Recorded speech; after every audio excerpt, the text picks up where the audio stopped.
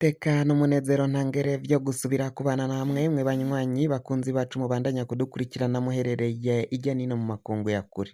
Mwese mudukurikira muherereye ku mugabane w'Abanyamerika, bari irya nino ku mugabane wa Aziya, ku mugabane w'Abanyaburaya, irya nino ku mugabane wa Afrika, muri South Africa, Zambia, abari muri Mozambique, Kenya, Uganda, mwaragiye kuronderayo ubuzima, mwese muri mu bihugu vy'ibibanyi, mu buraruko mu Rwanda, mu burengero muri Congo no mu buseruko muri Tanzania, mwese mudukurikira muherereye ngaha mu gihugu cacu c'Uburundi, intara, amakomine, imitumba, ubucimbira, imisozi bigiye bitandukanye, bivanye n'aho buri umwe wese adukurikirana aherereye, mwese ndabahaye kaze.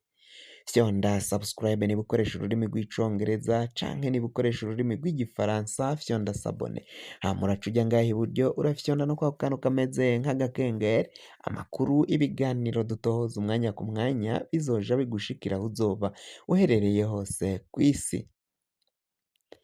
Amakuru azindukiye ngaha mu gihugu cacu c'Uburundi, ibintu birabandanya kwiyangara, reka tuyatangurire mu gisata c'umutekano, turaza kubabwira no mu gisata ca politike.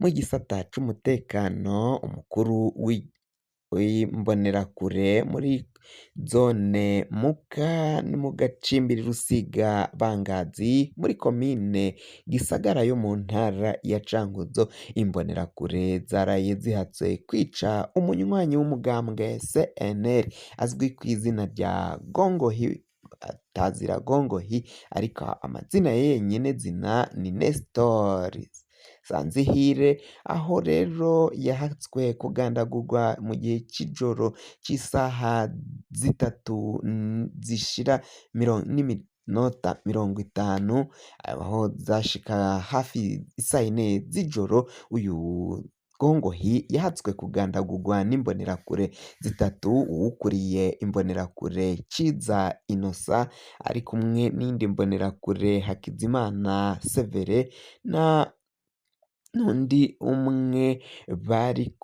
bari kumwe, baraye bahatswe rero kugandagura uyu munywanyi w'umugambwe CNL azwi kw'izina rya Gongohi, aho baciye bamutemesha umupanga, baranamukubita inkoni nyinshi cane, yahatswe kugandagurwa atabagwa n'abavandimwe bari kumwe ngaho kumuhana iwiwe. Izo mbonerakure zari zamuteye zaje zitwaje ibigwanisho harimwo imipanga, imbugita n'amacumu n'inkoni, ivyo nivyo bigwanisho bari bafise ubwo batera uyu mugabo Gongohi asanzwe abarizwa mu mugambwe CNL. Tubibutse ko bamuteye iwe muhira, ni mu gihe izi mbonerakure zo muri iyi komine ya Gisagara muri zone Muka zari ziriwe zinarara mu karashishi. Iyo karashishi ikaba yaratanguye isaha 5 z'umurango igahera isaha 2 z'ijoro. Ivyo vyose vyari vyabaye ubwo umukuru w'umugambwe wa CNDD-FDD yari yaciye agendera iyo zone Muka, aho muri iyo komine nyine ya Gisagara, aho rero izo mbonerakure zari ziriwe zinaririmba indirimbo zityoza umutama Agatoni Rwasa, aho rero bavuga ko Rwasa iki gihugu atari gwiwe, hakibazwa Rwasa ntago yoba ari umwenegihugu w'Uburundi, yoba avuka mu kindi gihugu. Ivyo vyose nibiriko biragenda bivugwa ngaha mu gihugu cacu c'Uburundi. Reka tuve muri uyu mugambwe wa CNL twinjire kandi mu mugambwe wa MSD. Uyu mugambwe uvugirwa na Epitase Nshimirimana, aho rero avuga ko hari abanywanyi b'umugambwe MSD bariko baranyuruzwa n'ubutegetsi bwa CNDD-FDD, nyuma yo kunyuruza abo mu mugambwe CNL. Kuri ubu ngubu ngo bakaba binjiye noneho mu mugambwe MSD. Uyu Epitase Nshimirimana aravuga ko hari abanywanyi bafatiwe i Makamba kandi bafashwe n'igipolisi gushika amangaya batazi aho baciye babajana. Ikindi nuko ngo muri iyo mu bumanuko i Makamba nyine muri iyo ntara hari n'abandi baciye bafatwa. Umuvugizi w'uyu mugambwe MSD Epitasse Nshimirimana akaba avuga ko hari abanywanyi b'uyu mugambwe bishwe n'ubutegetsi, abandi barabugwa irengero, abandi barahagarikwa barapfungwa, kandi ko atacaha bariko barazira usibye kuba batavuga kumwe n'ubutegetsi bwa CNDD FDD, bakaba bari mu mugambwe MSD nk'uko biriko biragenda bishikirizwa.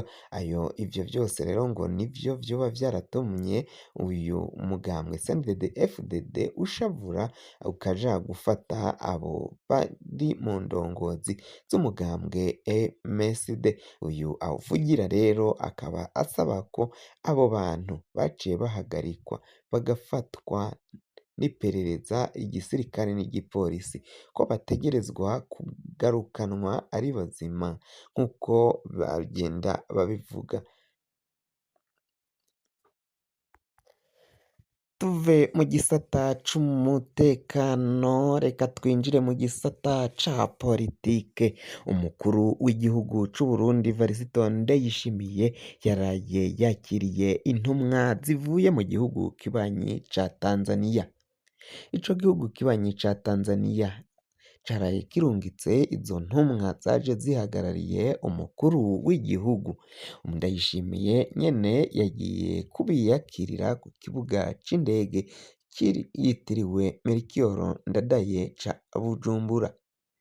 Kuri ubu ngubu rero umukuru w'igihugu cacu c'Uburundi, inyuma yo kwakira izo ntumwa, yanakiriye impano yavuye ku mukuru w'igihugu ca Tanzania Madame Samia Suluhu, aho ariwe atwaye igihugu inyuma yaho uwahora agitwara Magufuli John Pombe yari yaciye yitaba Imana, aho rero igihugu cahise gifatwa n'uwari umwungirije, uwari umukurikira ariwe Madame Samia Suluhu, niwe yaciye afata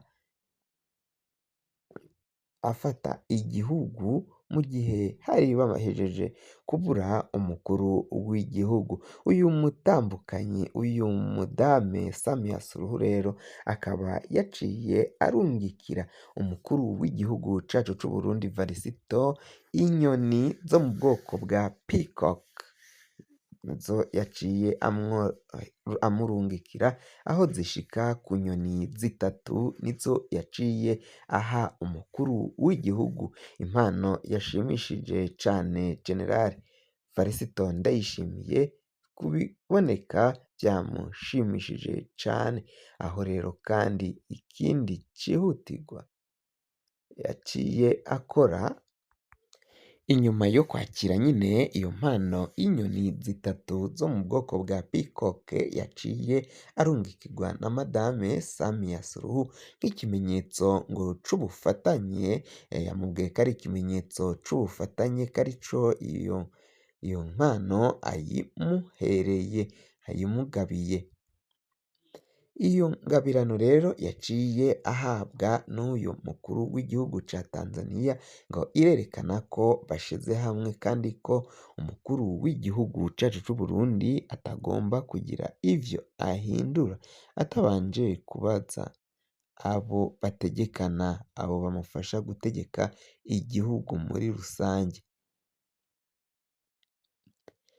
Amakuru yandi ariko rero agenda avugwa mu bindi bisata, nuko tuza kuyabashikiriza mu makuru yacu ataha. Amakuru ari imbere tubandanya gutohoza kugira ngo tuyabashikirize namwe mukabasha kuyumviriza. Fyonda subscribe niba ukoresha ururimi rw'icongereza, canke niba ukoresha ururimi rw'igifaransa fyonda sabone. Hama uraca uja ngaha iburyo urafyonda no kwako kantu kameze nk'agakengeri, amakuru akazoja akugerako aho uzoba uherereye hose kw'isi. Mwe mwahejeje gufyonda subscribe kandi tukaba tubakengurukira cane, muri abo kubahwa.